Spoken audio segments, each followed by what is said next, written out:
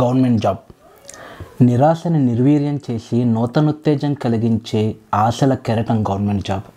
నిర్లక్ష్యంగా ఉన్నవారికి సైతం తనని తాను ఒక లక్ష్యంగా పరిచయం చేసుకుని పరుగులు పెట్టించే పరమౌషధి గవర్నమెంట్ జాబ్. మధ్యతరగతి, దిగువ మధ్యతరగతి విద్యార్థుల జీవితాశయం.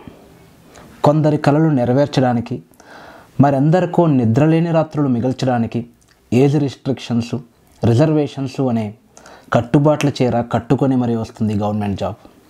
నోటిఫికేషన్స్ కోసం ఓపెన్ చేస్తే సోది చెప్తున్నాడు ఏంటి అనుకుంటున్నారేమో. గవర్నమెంట్ జాబ్ అనేది నా డిక్షనరీలోనే లేదు, ఇక నా డైరీలో ఎలా పెడతాను. అందుకే మీకోసం లింక్స్ అన్నీ డిస్క్రిప్షన్లో పెడుతున్నాను. 2024లో చాలానే పోస్టులు వెయిట్ చేస్తున్నాయి. All the best. ఇక ఈ వీడియో గవర్నమెంట్ జాబ్పై నా ఒపీనియన్ పంచుకోవడానికి. So welcome to RS creations. నేను మీ రాజేష్, ఇది నా యథ సవ్వడి.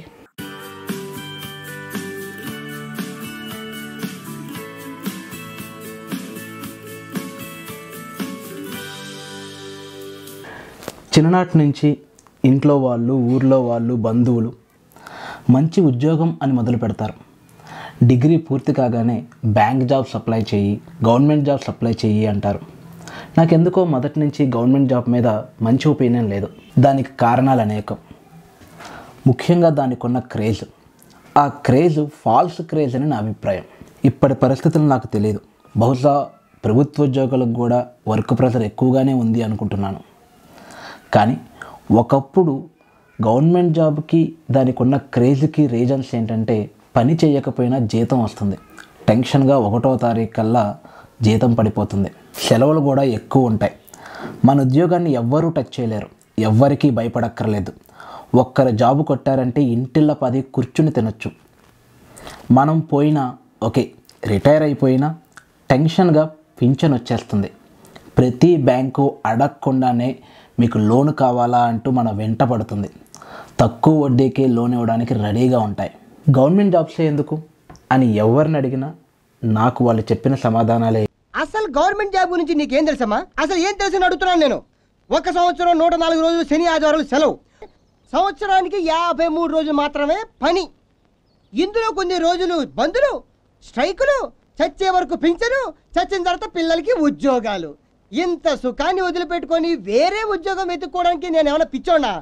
ఈ కారణాలు విని గవర్నమెంట్ జాబ్ అంటే విరక్తి పుట్టింది. నొప్పి లేని నిమిషమేది, జననమైన మరణమైన జీవితాన అడుగు అడుగున నీరసించి నిలిచిపోతే నిమిషమైన నీది కాదు బ్రతుకు అంటే నిత్య ఘర్షణ అని అన్న సిరివెన్నెల కళానికి కట్టుబానిసను నేను. కంఫర్ట్ జోన్లో కూర్చోబెడతాను, బుర్ర తగ్గించి పొట్ట పెంచు అని అంటే ఎలా ఊరుకుంటాను? డిగ్నిటీ ఆఫ్ లేబర్ తెలియని వాళ్ళకి, ఒళ్ళు వంచి చెమట చిందించలేని వాళ్ళకి గవర్నమెంట్ జాబ్స్ కావాలి. కానీ పనే దైవం అని భావించి చేసే పనిలో సంతోషం వెతుక్కోగల నాలాంటి వాళ్ళకి ఎందుకు ఈ గవర్నమెంట్ జాబ్? అవసరం లేదనిపించింది. అయితే నాకు లైబ్రరీ అంటే చాలా ఇష్టం. ఎంత ఇష్టం అంటే, లైబ్రేరియన్ పోస్ట్ ఇస్తే జీతం లేకుండా జీవితాంతం ఊడిగం చేయడానికి చాలా సంతోషిస్తాను నేను. ప్రతిరోజు లైబ్రరీకి వెళ్ళేవాడిని. అక్కడ గవర్నమెంట్ జాబ్ కోసం ప్రిపేర్ అయ్యే మునిపుంగవుల్ని చూశాను. ఒకే ఒక్క జాబ్ కోసం ఆకలి దప్పులు మర్చిపోయి పుస్తకాలతో కుస్తీ పడే ఆ మౌన ఋషుల్ని చూస్తే ఒక రకమైన ఇన్స్పిరేషన్. నేను మాత్రం ఎండమూరి నవలలు, పట్టాభిరం పర్సనాలిటీ డెవలప్మెంట్ పుస్తకాలు, బేతాల కథలు చదివేవాడిని. కానీ ఉద్యోగ సోపానాలు, జాబ్ క్యాలెండర్ లాంటి పుస్తకాల జోలికి వెళ్ళేవాన్నే కాదు. అవి చదవడం వల్ల ఉపయోగం ఏంటి తమ్ముడు? ఏదైనా గవర్నమెంట్ జాబ్కు ప్రిపేర్ అవ్వు అనేవాళ్ళు అక్కడ ఉన్నవాళ్ళు. నేను చిన్నగా నవ్వి, లేదన్నయ్య, ఉన్న జాబ్సే చాలా తక్కువ, నేను కూడా మీకు పోటీ పడి వీటి కోసం ప్రిపేర్ అయితే ఆ జాబ్ ఏదో నాకే వచ్చేస్తుంది, కాబట్టి నేను మీకు కాంపిటీషన్ ఇవ్వదలుచుకోలేదు అని చెప్పేవాడిని. అయితే ఇది యాటిట్యూడ్ కాదు, సరదా కోసం చెప్పింది కాదు, ఇది ఫుల్ కాన్ఫిడెన్స్తో చెప్పేది. ఇంటర్మీడియట్లో 2 సబ్జెక్ట్స్ ఫెయిల్ అయ్యి 1 సంవత్సరం గ్యాప్ ఇచ్చి డిగ్రీలో జాయిన్ అయిన తర్వాత మహారాణి కాలేజ్ ఇచ్చిన కాన్ఫిడెన్స్ అది. పెద్దాపురం లైబ్రరీ ఇచ్చిన కాన్ఫిడెన్స్. నేను ఖాళీగా ఉన్న 1 సంవత్సరం నాలో జరిగిన అంతర్మదనం నుంచి ఉదయించిన కాన్ఫిడెన్స్. గవర్నమెంట్ జాబ్ కొట్టాలనుకునే ఏ వ్యక్తికైనా మినిమం ఈ మాత్రం కాన్ఫిడెన్స్ ఉండాలి. ఒకవేళ మీకు అలాంటి కాన్ఫిడెన్స్ లేకపోతే, నేను ఒకవేళ ఫెయిల్ అయిపోతానేమో, నాకు జాబ్ రాదేమో అనే భయంగానే మీలో ఉంటే మీ ప్రిపరేషన్ ఎంతటితో ఆపేయండి. కాన్ఫిడెన్స్ లేని వాళ్ళకి జాబ్కి ప్రిపేర్ అయ్యే అర్హతే లేదు. ఇంత కాన్ఫిడెన్స్ ఉన్నా కూడా నేను ఎప్పుడు గవర్నమెంట్ జాబ్కి అప్లై చేయలేదు. కాయిన్కి మరో కోణం ఉన్నట్టే ఈ గవర్నమెంట్ జాబ్కి కూడా సమాజంలో మరొక రకమైన దురుద్దేశం ఉంది. అది కూడా తెలిసిన వాడిగా నేను ఎప్పుడు గవర్నమెంట్ జాబ్ చేయాలి అనుకోలేదు. అదేంటంటే, ఎంత వినయం నటించినా పైకి ప్రభుత్వ ఉద్యోగిపై సమాజానికి ఒక దురుద్దేశం ఉంటుంది. వాళ్ళకి విసుగెక్కువ, కళ్ళు నెత్తికెక్కాయి, ఇలాంటి మాటలు మనసులో పుడతాయి, మన అనుకున్న వారి చెవులకి చేరతాయి. అంతేనా, బల్ల కింద చేతులు పెట్టి 2 చేతులు సంపాదిస్తున్నాడు, ఇలాంటి మాటలు. నిజం చెప్పండి, మనలో ఎంతమంది ఒక గవర్నమెంట్ ఉద్యోగిని చూసి నిజాయితీపరుడు అని అనుకుని ఉంటాం? పైకి ఎంత గౌరవం చూపించినా ఆ ఉద్యోగుల పట్ల, నిజానికి కొన్ని ఉద్యోగాల పట్ల మన ఉద్దేశం ఎలా ఉంటుంది? జీతం ఏపాటిది, ఆ పై డబ్బులే బోల్డు, ఒక్కటేమిటి 4 అంతస్తులు వేస్తాడు అనుకుంటామా లేదా? మన కర్మ ఏంటో ఈ రోజున ఇది ఒక క్వాలిఫికేషన్ అయిపోయింది. పెళ్ళికి ప్రభుత్వ ఉద్యోగులకు మాత్రమే పిల్లనిద్దాం అనుకునే అమాయక తల్లిదండ్రులకు నేనేమీ చెప్పదలుచుకోలేదు. ఎందుకంటే ఆ అమాయకత్వం, ఆ మత్తు వాళ్ళకు మనం ఏం చెప్పినా విననివ్వదు. కానీ గవర్నమెంట్ జాబ్ చేస్తూ 2 చేతులా సంపాదిస్తూ కూడా కట్నం ఎక్కువగా ఆశించే అబ్బాయిలకి మాత్రం ఒక్క తూ. ఇంతకు మించిన చిత్కారాలకి ఈ వీడియోలో వాళ్ళకి అర్హత లేదు. వరకట్నం అనే కొత్త టాపిక్లో వేసుకుందాం. దాశరథి పాట ఒకటి గుర్తొస్తుంది. కులమతాల సుడిగుండాలకు బలి కాని పవిత్రులెందరో, ఆ చల్లని సముద్ర గర్భం దాచిన బడబానలమెంతో అనే దాశరథి పాటలో లాగా ఈ గంజాయి వనంలో కూడా తులసి మొక్కలాగా ఉండి చాలా నిజాయితీగా పనిచేసే కొంతమంది ఉద్యోగుల్ని మనం ఒక్కసారి స్మరించుకోక తప్పదు. ఎందుకంటే వాళ్ళని మనం గుర్తించం. వాళ్ళు కూడా మెడలు కట్టచ్చు, వాళ్ళను కూడా మిగతా వాళ్ళతో మనం కలిపేస్తాం. అనవసరంగా పాపం వాళ్ళని అనేక మాటలు అంటాం. వాళ్ళు ఎన్ని లోన్స్ కడుతున్నారు, వాళ్ళకెంత ప్రెజర్ ఉందో, మనలాంటి ఎందరి కళ్ళు కుళ్ళుతో నిండి వాళ్ళకి దిష్టి పెడుతున్నాయో, మీద పడ్డ బాధ్యతలు, తెచ్చుకున్న మంచి పేరు నిలబెట్టుకోవడానికి మనసు చంపుకునే మంచి ఉద్యోగుల బాధలు మనకు ఎలా తెలుస్తాయి? సరే, మనం టాపిక్ నుంచి డైవర్ట్ అయిపోవద్దు. మళ్ళీ ఈ గవర్నమెంట్ జాబ్కి ఉన్న బెనిఫిట్స్ ఏంటి అన్నదే చూద్దాం. ఈ బెనిఫిట్స్ అన్నీ ఓన్లీ ప్రభుత్వ ఉద్యోగానికి మాత్రమే ఉంటాయా అంటే ఖచ్చితంగా కాదు. ఈ ప్రభుత్వ ఉద్యోగానికి ఉండే బెనిఫిట్స్ అన్నీ ప్రైవేట్ ఉద్యోగుల్లోనూ కనిపిస్తాయి. నిజానికి ప్రస్తుతం ప్రభుత్వం సరైన టైంకి జీతం ఇస్తుందో లేదో నాకు తెలియదు. కానీ చాలా కార్పొరేట్ కంపెనీలు 1వ తారీఖు సెలవు అయితే ముందు నెల 30వ తారీఖే అకౌంట్లో శాలరీ వేసేస్తాయి. ప్రతి సంవత్సరం ఇంక్రిమెంటు, 2-3 సంవత్సరాలకు ఒకసారి ప్రమోషను, ఇంటెన్సివ్లని, అలవెన్స్లని, బోనస్లని ఉద్యోగులకి ప్రభుత్వాన్ని మించి మరీ మంచి చేస్తున్నాయి. ఇక పర్మనెంట్ అంటారా? మన రంగంలో మనం ది బెస్ట్ అని ప్రూవ్ చేసుకుంటే ఏ ప్రైవేట్ మేనేజ్మెంట్ అయినా మనల్ని ఎందుకు వదులుకుంటుంది? అప్పుడు అది పర్మనెంట్ జాబే అవుతుంది, గవర్నమెంట్ జాబ్ లాగా. మీరు లేకపోతే పని జరగదు, మీకు ఏది కావాలంటే అది, ఎంత కావాలంటే అంత అడిగి తీసుకోండి, మీరు మాత్రం మానేయద్దు అని మిమ్మల్ని బ్రతిమాలుతాయి. పక్క కంపెనీ నుంచి ఆఫర్స్ వస్తాయి, మీ డిమాండ్ పెరుగుతుంది. మీ చేతిలో స్కిల్ ఉంటే మీ ఉద్యోగం పోతుందనే భయమే అక్కర్లేదు. మనం ఎక్కడ ఉద్యోగం మానేస్తామో అని కంపెనీలు భయపడాలి. ఆ స్థాయికి మనం ఎదగగలం. అయినా ప్రభుత్వ ఆస్తులన్నీ ప్రైవేట్ పరం చేస్తున్న ఈ రోజుల్లో ఏది శాశ్వతం? మనమే ఒక కంపెనీ పెట్టుకోవచ్చు, 10 బర్రెలు పెంచుకుని పాలు అమ్ముకున్న మనం వచ్చిన డబ్బుతో సగం పాలేరుకు శాలరీ ఇవ్వచ్చు. ఇక పింఛన్ అంటారా? వచ్చే ఆదాయంలో కొంత భాగాన్ని మ్యూచువల్ ఫండ్స్లోనూ షేర్ మార్కెట్లోనూ ఇన్వెస్ట్ చేస్తే, మ్యాక్స్ లైఫ్ లాంటి కొన్ని ఇన్సూరెన్స్ కంపెనీల్లో రిటైర్మెంట్ ఫండ్, రిటైర్మెంట్ స్కీమ్ లాంటి స్కీమ్ తీసుకున్నట్లయితే 40 ఏళ్ళకే రిటైర్ అవ్వచ్చు. ప్రతి నెల 1వ తారీఖు మన అకౌంట్లో కాసుల వర్షం కురుస్తుంది. ఇక బ్యాంక్ ఇచ్చే లోన్స్, అప్పు దొరకడం కూడా ఒక అదృష్టంగా, ఒక అవకాశంగా భావించడం కరెక్ట్ కాదని నా ఉద్దేశం. అవసరం ఏదైనా అప్పు ఎప్పుడూ తప్పే. అయినా ఈ రోజుల్లో అడగకుండానే అప్పిస్తామంటూ అనేక బ్యాంకులు తమ కబంధ హస్తాలతో మన మీదకు వస్తున్నాయి.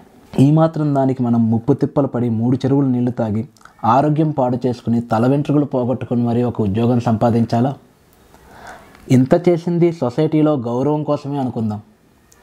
కానీ సోషల్ మీడియా రీల్స్లో ఒక అందమైన అమ్మాయి పక్కన గవర్నమెంట్ అంకులని అవమానపరుస్తున్నారే, అది ఓకే లైట్, వాళ్ళకి దక్కనిది వేరే వాళ్ళకి దక్కింది అనే కుళ్ళుతో చేస్తారు అలాంటి రీల్స్. నిజానికి అవే రియల్ కాంప్లిమెంట్స్, మనం సంతోషించాలి. కానీ ఆఫీసుల్లో లంచాలు, పెళ్ళిళ్ళలో లాంఛనాలు తీసుకోవడం కోసమా ఇంత ప్రిపరేషన్? అందరూ కాదనుకోండి, కొందరు ఇంత కష్టపడి ఇంత నాలెడ్జ్ సంపాదించి అన్ని గవర్నమెంట్ ఎగ్జామ్స్ రాసి ఆ కుర్చీలో కూర్చున్నది లంచం తీసుకోవడానికో లాంఛనాలు తీసుకోవడానికో అంటే ఒకే ఒక్క ప్రశ్న, ప్రభుత్వమా ఎందుకిలా? అయితే గవర్నమెంట్ జాబ్కి ప్రిపేర్ అయ్యే వాళ్ళని డిస్కరేజ్ చేయడం ఈ వీడియో యొక్క ముఖ్య ఉద్దేశం కాదు.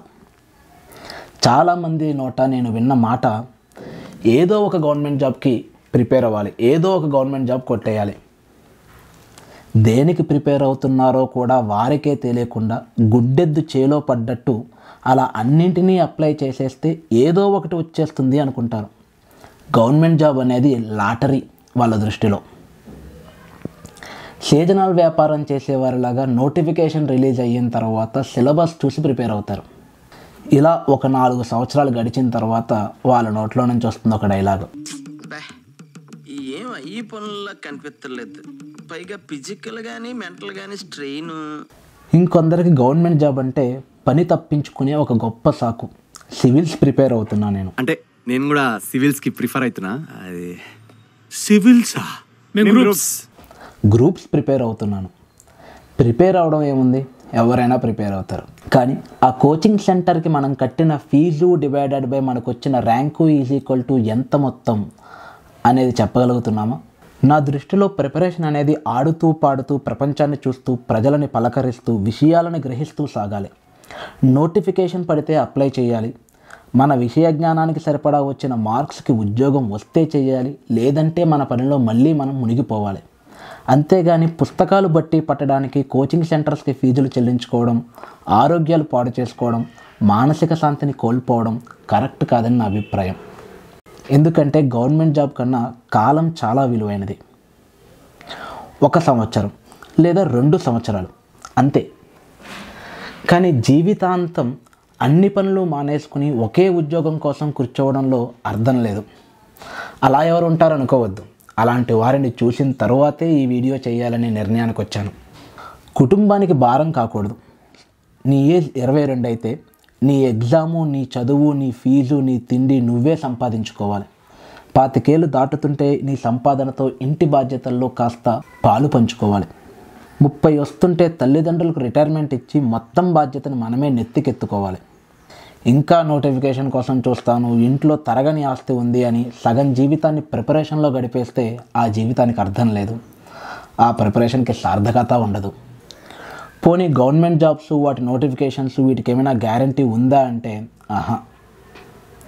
అది ఒక పొలిటికల్ గేమ్. ఎలక్షన్ టైంలో అది రాజకీయ నాయకుల చేతిలో ఉండే ఒక బ్రహ్మాస్త్రం. రిటైర్మెంట్ ఏజ్ పెంచుతారు, కానీ ఎగ్జామ్కి అప్లై చేయడానికి ఉండే ఏజ్ రిస్ట్రిక్షన్లో మాత్రం ఎలాంటి మార్పు ఉండదు. ఎంత అరిచి గీ పెట్టుకున్నా సెలక్షన్ ప్రాసెస్లో మెరిట్కి ఎప్పుడూ సెకండ్ ప్లేసే. ఎందుకంటే సీట్లో ఆల్రెడీ రిజర్వేషన్ అనే ఖర్చీఫ్ ఉంటుంది. ప్రతి సంవత్సరం సిలబస్లో కొత్త మార్పులు, కొన్ని శాఖలు అయితే ప్రైవేట్లో కలిపేస్తారు. జాబ్లో ఉన్నవాళ్ళు మరణిస్తే వాళ్ళ కుటుంబంలో వాళ్ళకే ఒక పోస్ట్. సో మిగతా వారి పరిస్థితి? అన్నింటా విజృంభిస్తున్న ఆర్టిఫిషియల్ ఇంటెలిజెన్స్ ప్రభుత్వానికి ఏమైనా కొత్త, ప్రభుత్వంలో రాకుండా ఉంటుందా అంటే ప్రభుత్వంలోనూ అది కొన్ని ఖాళీలను భర్తీ చేస్తుంది. ఇంత హడిల్స్ మధ్య, ఇన్ని నిర్బంధనల మధ్య ఎందుకు ఈ వేలం వెర్రి అనేది నా కోడి బుర్రకు అర్థం కాదు. కాస్త లాజికల్గా ఆలోచిద్దాం. నోటిఫికేషన్ వేశారు, మనం ఎవ్వరు అప్లై చేయలేదు అనుకుందాం. ఎవరికి నష్టం? వాళ్ళ అవసరాన్ని మన ఆశకు లింక్ చేసి మనకేదో మేలు చేస్తున్నట్టు కలరంగిస్తారు. ఈ రోజుల్లో ప్రైవేట్ స్కూల్స్, కాలేజీల్లో కూడా ఈ రకమైన ట్రెండ్ నడుస్తుంది. ఫీజుని 2 చేసి ఒక స్కాలర్షిప్ టెస్ట్ పెట్టి మీకు వచ్చిన మార్కుల వల్ల 50% మీకు ఫీజు రియంబర్స్మెంట్ ఉంటుంది, 50% మీకు స్కాలర్షిప్ ఇస్తాము అని చెప్పి అడ్మిషన్ తీసుకుంటున్నారు.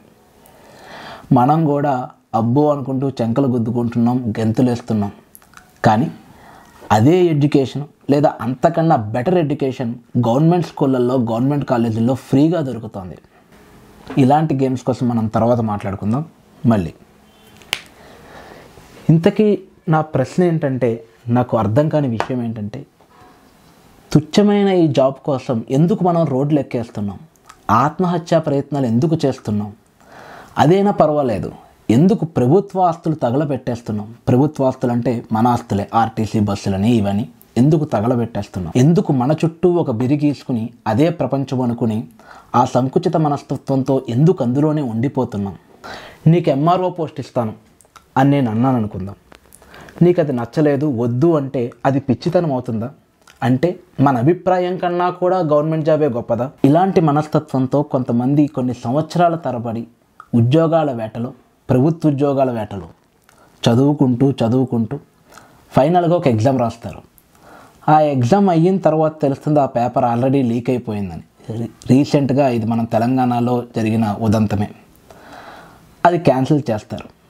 ఆ తర్వాత మన ఏజ్ అయిపోయింది అనుకుందాం, అంతకాలం మనం చేసిన పరిశ్రమ అంతా కూడా వృధా అయినట్టే కదా. తుచ్చమైన ఉద్యోగం కోసం విలువైన, నిజానికి వెలకట్టలేని సమయాన్ని వృధా చేయడం అవివేకం. మన అంతిమ లక్ష్యం ఎప్పుడూ ఆనందం అవ్వాలి. అది మనలోనే, మన మనసు పెట్టి చేసే పనిలోనే వెతుక్కోవాలి. ఇన్ని కబుర్లు చెప్తున్నావు, నువ్వు గవర్నమెంట్ జాబ్ వస్తే వదులుకుంటావా అని మీరు అడగచ్చు. అది చెప్పే ముందు మీకు ఒక సంఘటన గురించి చెప్పాలి. బాగా చదువుకునే ఒక చుట్టాల అబ్బాయి నాతో మాట్లాడుతున్నప్పుడు అన్నాడు, నువ్వు అది అప్లై చేసిన నీకు గవర్నమెంట్ జాబ్ రాదు, అదంత తేలికేం కాదు, నాకే రాలేదు అని. నేను పైకి నవ్వాను, కానీ మనసులో ఒక చిన్న మంట రేగింది. అది పెద్ద జ్వాలగా ఎగిసింది. ఆ జ్వాల పేరు నిర్ణయం. అప్పుడు నిర్ణయించుకున్నాను, గవర్నమెంట్ జాబ్ కొట్టడం కాదు, మీకే రాలేదు అన్న గవర్నమెంట్ జాబ్ ఏదో తెచ్చుకొని దానికి రిజిగ్నేషన్ ఇవ్వాలి అని. సో నా టార్గెట్ గవర్నమెంట్ జాబ్ కాదు, resignation to the government job. నీ టార్గెట్ 10 మైల్స్ అయితే Aim for the 11th mile. కార్తే దిమ్మ తిరిగిపోవాలి. చల్